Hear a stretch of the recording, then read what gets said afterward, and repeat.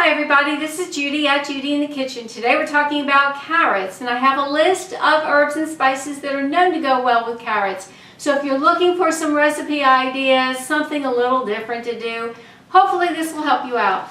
Carrots are known to go well with allspice, anise seeds, basil, bay leaf, caraway seeds, cardamom, chervil, chili pepper flakes and chili powder, cilantro, cinnamon, cloves, coriander, cumin, curry powder, dill, fennel seeds, marjoram, mint, mustard, and we're talking about mustard powder or mustard seeds, nutmeg, paprika, parsley, pepper, rosemary, salt, tarragon, thyme, turmeric, and vanilla.